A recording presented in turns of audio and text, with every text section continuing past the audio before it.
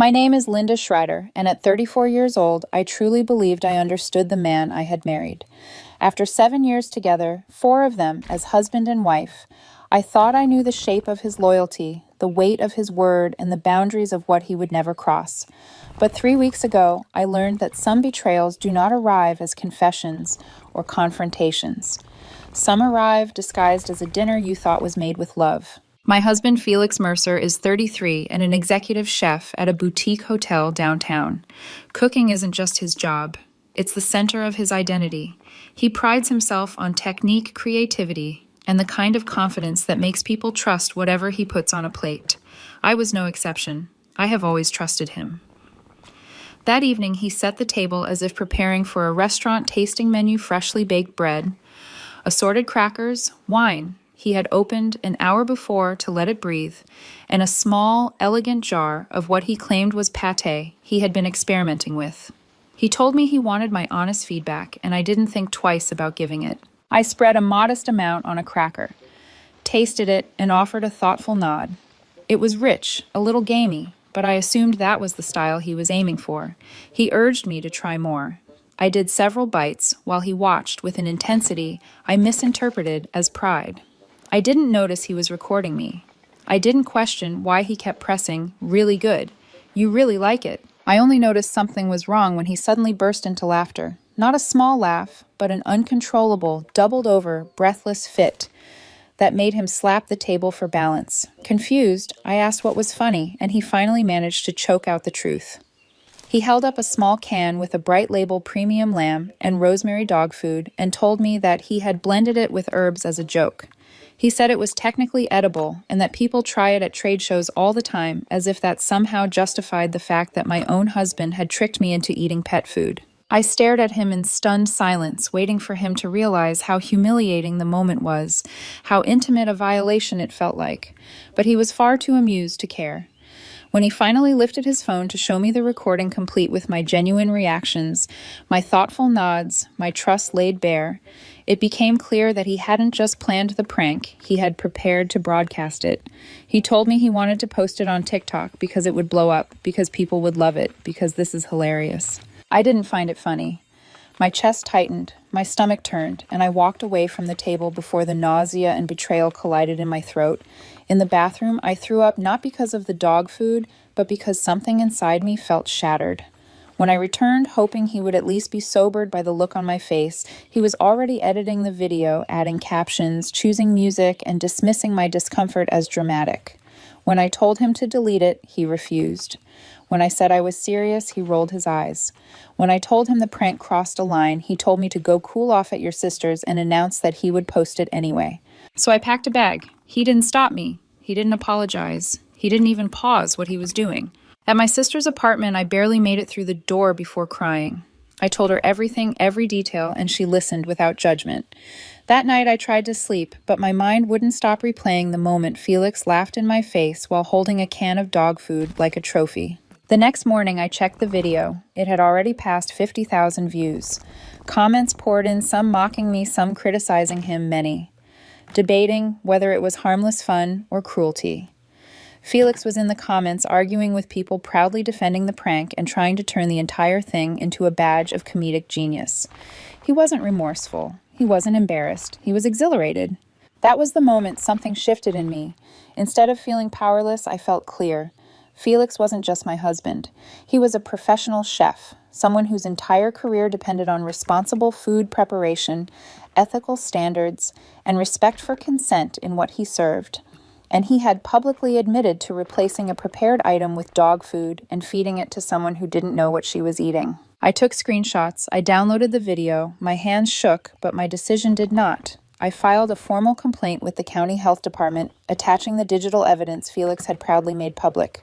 I also contacted a divorce attorney and explained the situation. She took it seriously, more seriously than Felix ever had. That was the moment I finally accepted the truth. The prank wasn't the problem. The laughter wasn't the problem. The dog food wasn't even the problem.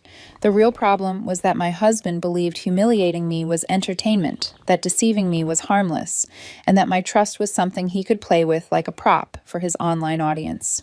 And once you see someone's cruelty clearly, you can't unsee it. I didn't expect Felix to call so quickly, but less than an hour after the health department confirmed receipt of my complaint, my phone lit up with his name. His voice wasn't apologetic. It wasn't even confused. It was furious. "Linda, are you out of your mind?" he snapped. The moment I answered, "You filed a complaint against me over a prank." "A prank." "Linda." I could hear him pacing, the sound of his breath fast and uneven. "You humiliated me publicly," I said calmly. "You tampered with my food, lied about it, filmed it, and posted it online. That isn't a prank, it's a violation." "Oh, for God's sake," he scoffed. "It was fancy dog food, human grade. You're acting like I fed you poison." "You didn't tell me what I was eating," I replied.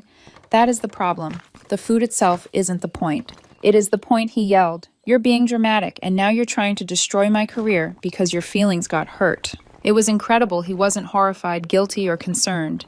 He was angry that I refused to laugh along with everyone else. I ended the call before I said something I'd regret. By the next day, his video had climbed even further. Tens of thousands more views. People arguing in the comments, some calling him hilarious, others calling him abusive, others saying, "I must be fragile if dog food shattered me." Felix was in those comments all day long, happily engaging, defending himself, mocking me again and again. Then the tone shifted. Wednesday morning, Felix called again, but this time instead of yelling, he sounded frantic. "They suspended me," he said. "The health department came to the hotel. They asked questions. They took statements. My boss said I can't be in the kitchen until the investigation is resolved. Paid suspension or not, do you understand what that looks like? Do you understand what you did?" "I didn't do it," I said. "You did. You could fix this," he hissed. "Just tell them you overreacted. Tell them you're fine." "I'm not lying for you," I told him. "Not after everything." He cursed under his breath and hung up. That afternoon, the calls started first from his sister, then his best friend, then one of his coworkers. They repeated the same script. "It was a joke. You're overreacting. You're destroying him. You owe him a chance to make this right." Not one of them mentioned the humiliation. Not one of them acknowledged the violation. They all seemed more concerned with Felix's image than with my dignity. Of course, Felix wasn't satisfied with that. He escalated. "Thursday morning, I got a message from my manager at work. We received a concerning call from your husband. Can you join a video meeting?" my boss asked. My stomach dropped. During the meeting, my boss explained that Felix had contacted HR, claiming I was emotionally abusive, unstable, and retaliating against him. He said I was destroying his life out of spite. Luckily, when I offered to send the video as evidence, my boss agreed. He watched it. When he came back, the change in his expression was immediate. "This is what he said was emotional abuse?" he asked, incredulous. "Yes," I said. He sighed, remarking his call as harassment. "If he contacts us again, let me know." Felix's attempt had backfired completely. Later that evening, he came to my sister's apartment unannounced. At around 9 p.m., pounding shook the door. "Open up," he shouted. "I need to talk to my wife." My sister cracked the door just enough to speak, blocking him. "She doesn't want to talk to you. Leave." "This is between us," he insisted. I stepped closer to the door but didn't open it. "You need to stop," I said through the narrow opening. "Go home. We'll talk when things calm down." "Calm down," he repeated, voice rising. "My entire career is falling apart, and you're hiding at your sister's like a coward." "We're done for tonight," I said firmly. My sister threatened to call the police. He finally left, still shouting down the hallway. The next morning, Felix changed tactics again. Instead of rage, he posted a new TikTok video, him crying, eyes red, voice trembling, as he told viewers that his wife couldn't handle a harmless joke and was weaponizing the legal system to destroy him. He painted himself as a victim, a misunderstood husband, a man whose playful nature had been cruelly punished. The comments split instantly. Some people coddled him, calling me controlling. Others called him manipulative and emotionally immature. He spent all day replying to every message that praised him and arguing viciously with anyone who didn't. Watching it all was like seeing a stranger use my life as content. That afternoon, my divorce attorney emailed the drafted separation filing. It felt surreal to see my name in legal documents tied to the word dissolution. But when I read the reasons, food tampering, public humiliation, emotional irresponsibility, I realized how accurate it all was. Later that evening, Felix texted me one more time. "You're doing this because you want to punish me, but you won't win. I built my career with you, and you're not taking it away. Fix this, or you'll regret it." I stared at the message for a long moment, and instead of fear or sadness, I felt something else, a sharper, quieter certainty. He still didn't understand. He still didn't see the line he crossed. And now that he was facing consequences, he wanted me to carry the weight of his choices. I closed the messages without replying. The more he spiraled, the more unmistakable the truth became. This wasn't about a prank. It was about who he was willing to become when he felt entitled to laugh at my expense. In the days following Felix's crying TikTok video, something in his behavior shifted not toward remorse, but toward entitlement. As if the moment consequences touched him, he suddenly believed he was the true victim of the situation. And when entitled people feel cornered, they don't change. They escalate. It began with our joint savings account. We had kept it for household expenses, emergencies, and long-term plans, vacations, repairs, the future we once thought we shared. There was a little over $8,000 in it. I hadn't touched it since leaving our apartment, but Felix had. My attorney called me first. He's withdrawn several $100s in the last 48 hours, she said. Multiple transactions. Small amounts, but consistent. I checked the account myself. The pattern was deliberate. $500 here, $300 there, another $150. When I confronted him over text, he replied instantly without apology. Felix, I need money for lawyer fees and living expenses. You abandoned me. I stared at the message in disbelief. I had never abandoned him. I'd left for my safety and dignity. But in Felix's mind, inconvenience was abandonment. My attorney acted swiftly, filing an emergency motion to freeze the account. The judge approved it, but Felix had already withdrawn $200. In a hearing call the next morning, the judge asked him directly where the money had gone. Felix claimed it was for necessary expenses. The judge asked for receipts. He had none. Eventually, he was ordered to return everything except what he could prove. He returned $400, insisting the remaining $700 went to essential costs that mysteriously left no paper trail. That was only the beginning. 2 days later, I drove to our apartment to gather the rest of my belongings. Felix knew I'd been staying with my sister, but the lease was still in both our names, and I was still paying my share. Legally, I had every right to enter. But when I inserted my key, the lock wouldn't turn. I tried again and again. A maintenance worker passing by stopped when he noticed my frustration. Everything okay? I think the lock's been changed, I said. Per policy, he radioed the landlord. Within minutes, I was on a phone call, confirming exactly what I already suspected. Felix had changed the locks without permission, without notifying anyone, and without giving me a key. That violates the lease, the landlord said firmly. We'll send maintenance with the master key. When they opened the door for me, the sight inside made my stomach twist. He had piled all of my belongings, clothes, books, toiletries, electronics, into a single messy mound in the middle of the living room, as if I were a guest who had overstayed, as if removing me from our home was as simple as gathering up my life and shoving it into a corner. There were no boxes, no order, no respect, just a heap. I took photos from every angle, documentation, evidence. When I began collecting everything, Felix wasn't home. He'd gone to work meetings or to plead with someone for sympathy. My sister came to help, and together we loaded everything into her car. It was humiliating, but necessary. An hour after we drove off, Felix called me. You broke into our apartment, he yelled the moment I picked up. I used the landlord's key, I said quietly. After you illegally changed the locks. I changed them for my safety. You changed them to control access, I said, and you piled my things in the living room. That's not safety. That's spite. You shouldn't have left. You made me feel unsafe. I haven't been in that apartment for 2 weeks, Felix. A long silence followed, and then he said, I want you off the lease. Remove yourself. You changed the locks. You violated the lease. If you want me off it, you'll have to break it yourself. He cursed and hung up. Later that evening, the landlord emailed both of us documenting the violation officially. One more incident, he said, and they would consider eviction proceedings. Felix's response was to escalate further. 2 mornings later, I received a notification for a scheduled emergency hearing Felix had filed for a restraining order against me. The claims were absurd. He alleged I had harassed him by showing up unannounced at our apartment, an apartment I was still legally paying for and legally allowed to enter. He argued the health department complaint was targeted harassment and professional sabotage. He provided screenshots of messages showing nothing. At the hearing, the judge's irritation was almost immediate. Mr. Mercer, she said, reading his petition aloud, your wife has had minimal contact with you, except regarding legal proceedings and tenancy matters. Filing a regulatory complaint is not harassment. It's a civic action. Filing for divorce is not harassment. Retrieving her belongings from a shared property is not harassment. Felix tried to interrupt. Your Honor, with respect. No, she said sharply. Your petition is denied.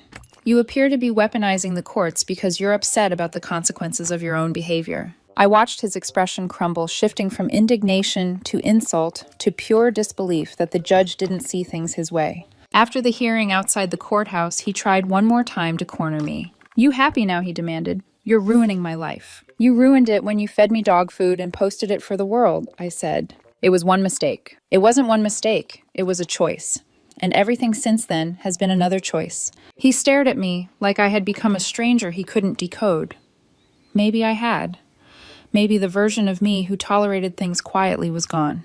He left in a storm of frustration, but the damage he still intended to cause hadn't even peaked yet. This was only the midpoint of his unraveling, and he was just beginning to lose control of everything he thought he could manipulate. If I had learned anything by this point, it was that Felix didn't know how to accept consequences. Any pressure on him, legal, financial, emotional, didn't make him step back and reflect. It made him lash out harder, and the more he spiraled, the more frantic and unreasonable his decisions became. The week after the failed restraining order hearing our attorneys scheduled mediation for asset division. I hadn't wanted the process to be hostile, but Felix made it that way from the start.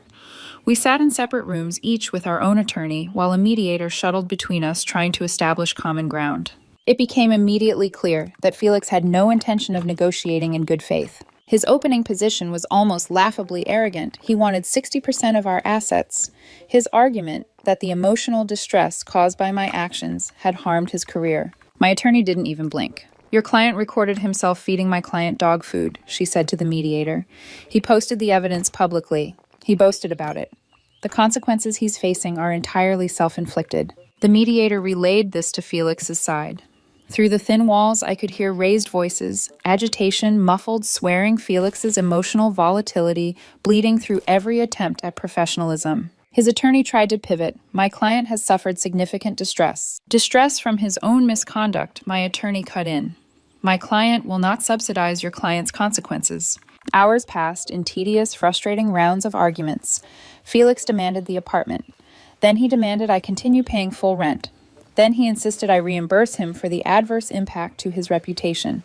Every proposal was more outrageous than the last. Eventually, under pressure from both attorneys, we reached an agreement. 50-50 split of all assets. Felix would keep his kitchen equipment and clothes. I would take my electronics and personal items. Shared furniture would be divided based on original purchase receipts. The apartment lease would remain shared, and each of us would pay our portion until it expired in 3 months. When the mediator delivered the terms to Felix's room, the thin wall between us did nothing to mask his meltdown. She's leaving me homeless, he shouted. Your client is fully capable of paying his portion of rent. The mediator replied, exhausted. He is not homeless. This divorce is her idea. She should pay everything. No, the mediator said flatly. I sat quietly listening to the chaos he created on the other side of the wall. I wondered how I had missed this side of him for so long. This inability to accept responsibility, this absolute refusal to consider anyone's perspective but his own. The mediation ended in paperwork and silence. Felix stormed out without looking at me. 2 days later, the health department concluded their investigation. I received a short email. Felix received a formal notice. His food handler's license was suspended pending retraining. That meant he couldn't legally work in a kitchen. And that meant his job at the hotel, his pride, his identity, was in jeopardy. 15 minutes after he got the notice, he called me. You did this, he said, voice shaking, not with sadness, but with rage. They're suspending my license because of you. No, I replied. They're suspending it because of what you posted. It was a joke. You're a chef, Felix. You served someone food without consent. The moment you filmed it, you created evidence against yourself. You're trying to destroy me. I'm not trying to destroy anything. I'm protecting myself. He hung up on me. The next morning, I learned through one of his former coworkers who had quietly messaged me out of sympathy that the hotel had terminated his employment. They couldn't legally keep a chef who couldn't work with food. Felix had apparently screamed at his manager, caused a scene, and left the property, refusing to sign his termination documents. That afternoon, he texted me again. Please, just tell them you overreacted. Tell them you forgive me. Tell them I'm not a danger. Please. It was the first time he had ever used the word please since all of this began. But it didn't change the truth. I can't lie, I answered. You filmed yourself. You posted it. You refused to delete it. You doubled down in the comments. This is not something I caused. This is something you did. His response came several minutes later. You're cold. You're heartless. You're leaving me to suffer. I didn't respond. That night, his family started calling me. His sister left 3 voicemails calling me vindictive. His father sent a long text accusing me of enjoying Felix's downfall. His mother asked me if I really wanted to be the reason her son lost everything. Not one of them mentioned the dog food. Not one acknowledged the betrayal. They wanted me to carry responsibility for the mess Felix had gleefully created online. By the end of the week, Felix's desperation took a darker turn. He filed a police report claiming I had stolen his grandmother's ring, an heirloom supposedly worth $3,000. I felt sick when the detective contacted me asking me to come in for questioning. I gathered every photo I'd taken while removing my belongings from the apartment time-stamped and organized, and my attorney accompanied me to the station. The detective reviewed the photos carefully. None of these images show jewelry, he noted. Only your personal property. That's all I took, I said. He asked a few more questions, reviewed the timeline, and then sat back in his chair. This looks like a false report, he said plainly. We'll have to follow up with him. Later that evening, Felix suddenly found the ring in a different jewelry box. The case was closed, but the police noted the incident as suspected false reporting. His attorney called mine the next morning. This needs to stop, she said. My client is spiraling. My attorney replied, then tell him to stop making false accusations and accept the divorce. In truth, Felix wasn't spiraling because of me. He was spiraling because he had built his entire life on an image of himself that finally cracked, and he couldn't bear to see what lay beneath. He tried one last thing that week. He texted me from an unknown number. I hope you're happy. You took everything from me, my job, my reputation, my stability, all because you couldn't take a joke. I will never forgive you. I saved the message, forwarded it to my attorney, and blocked the number. By then, the chaos he created had reached a level even he could no longer control. His career was suspended, his finances were unraveling, his attempts at manipulation were documented, and the world he had curated around himself carefully, arrogantly, was beginning to collapse. He had spent years plating dishes with precision, control, and ego. Now, for the first time, nothing in his life could be arranged neatly. Everything was spilled, spoiled, and spreading faster than he could contain. And for the first time in months, I felt the smallest, faintest sense of peace, not victory, not satisfaction, just relief. Because I finally understood something I had never seen clearly before. You can love someone deeply and still be blinded to the damage they are capable of. But once they show it to you plainly, once they laugh while hurting you, once they reveal the truth behind the performance, you can't unknow it. Not ever again. The 3 months that followed felt strangely quiet compared to the chaos Felix had created in the beginning. Not peaceful, just quiet like the air, right after a storm destroys everything it touches. You don't hear the wind anymore. You only hear what's left. The divorce had moved steadily through the system. The paperwork, the mediation notes, the financial disclosures, each step was draining, but each one brought me closer to the end. When the court date finally arrived to finalize everything, I felt more tired than anything else. Tired but ready. The judge reviewed our agreements. 50-50 split of assets. Shared furniture divided based on receipts. Felix would take the kitchen tools he insisted were extensions of his identity. I would take the electronics I had purchased, and we would both pay our portions of the apartment lease until it expired. It was fair. It was clean. But fairness meant nothing to Felix. He glared at me across the courtroom like I had siphoned the oxygen from his lungs. His attorney kept placing a hand on his arm to stop him from interrupting the judge, but he simmered visibly, jaw tight, foot-bouncing nostrils flaring with the frustration of someone who still believed he was the aggrieved party. When the judge signed the papers and declared our marriage dissolved, Felix let out a short, sharp breath. Not relief, resentment. He looked at me like I had personally ruined his future. In his mind, I suspect I had, but only because he refused to see who had actually caused the collapse. The apartment situation resolved itself faster than expected. Felix couldn't afford his portion of the rent after his paid suspension ended and shifted to unpaid status. Without income, he fell behind within a month. He tried to negotiate with the landlord, attempted to blame me, even begged for an extension, but the lease couldn't accommodate his personal chaos.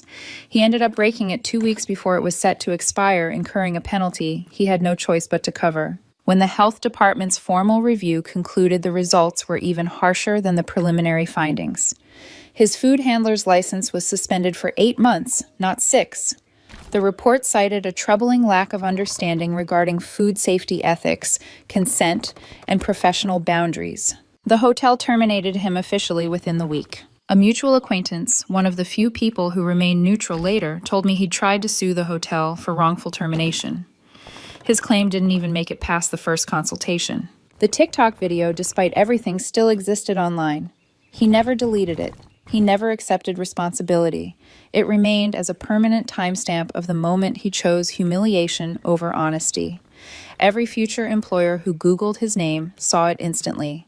His online presence was no longer a portfolio, it was a warning. After a month of job searching, Felix ended up working retail at a home decor store in his parents' town, 5 hours away in a different state.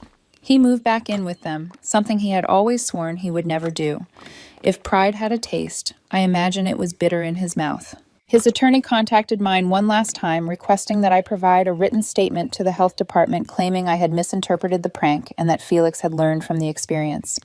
My attorney didn't even need to ask me. She sent the reply on her own. My client will not commit perjury. After that, Felix stopped trying to reach me, for a while. But the consequences that followed him didn't stop. Mutual friends drifted away from me and toward him or toward silence, not because they believed him, but because entitlement is loud, and loud people often demand an audience. They didn't want to be the ones he turned on next. I didn't blame them. Some losses stopped hurting when I understood the reasoning. Meanwhile, my life began to settle into something that resembled stability. My studio apartment was small, but it was mine. No clattering footsteps in the kitchen, no camera suddenly lifted toward my face, no man laughing while I swallowed something I didn't consent to. The quiet wasn't lonely, it was pure relief. Work became a refuge. My boss, after the HR incident Felix had triggered, had been nothing but supportive. I threw myself into projects, into rebuilding my sense of normalcy, and unexpectedly into therapy. Therapy wasn't something I ever imagined needing, but after everything I craved a space where I could speak without being minimized. I learned things I should have known earlier, like how often I had prioritized keeping the peace over protecting myself. How many small moments of disrespect I had explained away. How rarely I had allowed myself to feel anger without guilt. My therapist called it trained emotional suppression, the habit of shrinking yourself so someone else doesn't explode. I had been shrinking for years. Felix's prank hadn't created that truth. It had revealed it. I thought about dating a few times, but the idea felt strange, almost too delicate. Love wasn't something I was ready to risk again, not when I was still learning how to trust my own instincts. I wanted to know I could spot red flags before I let someone close to me again. I wanted to make sure I knew how to protect myself. Still, there were moments I mourned things not. Felix, not the marriage, but the years I had given to someone who didn't value them. 7 years of small sacrifices, of adjusting myself to fit his needs, of believing love meant tolerance, even when tolerance meant slowly dissolving. One evening, while unpacking a box I had ignored for months, I found a photo from one of our early dates. He was smiling at the camera, confident and charming. I was leaning into him with trust in my eyes, ignorant of what the future would hold. I didn't cry. I didn't feel angry. I simply felt distance, like I was looking at someone else's life. Because in many ways I was. The collapse of our marriage wasn't a sudden explosion. It was a slow, structural failure. The prank was just the final blow. And as I stood there in my quiet apartment, surrounded by the simple peace of having no one mocking or manipulating me, I felt something I hadn't felt in a long time. I felt like myself, and that after everything was worth far more than the marriage I lost. 3 months after the divorce was finalized, I woke up one morning and realized something had changed. Not dramatically, not like a cinematic breakthrough, just a quiet shift, subtle, but unmistakable. For the first time in years, I didn't open my eyes bracing for conflict or criticism or another emotional landmine disguised as a joke. I simply woke up in a space that was mine, with a life that was finally beginning to feel like my own. The studio apartment was small, but it became a sanctuary. The first weeks after moving in, the silence felt unfamiliar, almost startling. But slowly that silence transformed from emptiness into comfort. I could hear myself think again. I could cook without flinching. When a cabinet door closed too loudly, I could sit on the couch and actually breathe. I didn't fully realize how much emotional vigilance I had lived under until it was gone. Work was going better than it had in years. A month after everything settled, my supervisor called me into a meeting, not to reprimand me, not to question me, but to offer me a promotion. A real one. Higher pay, better projects, a vote of confidence I hadn't expected. I went home that day and cried, not out of sadness, but relief. It felt like the universe had finally taken its foot off my neck. Meanwhile, Felix's situation continued to unravel, though I wasn't involved in it anymore. Word trickled back to me through mutual acquaintances, never in cruel detail, just in the factual, distant way people share neutral information. His 8-month license suspension remained in effect. He had attempted to start consulting, but every potential employer found the video within minutes. He had become unwillingly and permanently that chef who fed his wife dog food for TikTok. Eventually, he stopped trying to work in food altogether. Last I heard, he was still living with his parents and working at a home goods store, a humbling job for someone who once introduced himself as Chef Felix Mercer, even at family gatherings. I didn't feel satisfaction hearing any of it, not really. His downfall didn't make me glow inside. It just reinforced something I had come to accept: people who refuse accountability inevitably collide with the consequences they try so hard to outrun. And Felix had been sprinting straight into them face first. Strangely, therapy helped me feel compassion not for Felix, but for myself, for the woman I had been when all this started. A woman who made herself smaller to keep harmony. A woman who swallowed discomfort because she believed love meant endurance. A woman who thought loyalty required silence. I had been wrong. Love cannot exist where respect does not live, and endurance is not the same as partnership. My therapist once told me during a session, I remember vividly, "You're not grieving him. You're grieving the version of yourself who tolerated him." And she was right. I wasn't mourning the marriage, I was mourning my own lost years. As I rebuilt my routines, I found pleasure in small, ordinary things. Buying fresh flowers every Sunday. Rearranging furniture just because I felt like it. Listening to music out loud without worrying that someone would mock my taste. The freedom was simple and profound. Dating was something I hadn't even considered. Not out of bitterness, but because I finally understood the value of knowing myself before letting someone else close. I wanted to strengthen the boundaries I had allowed to erode. I wanted to trust my instincts again.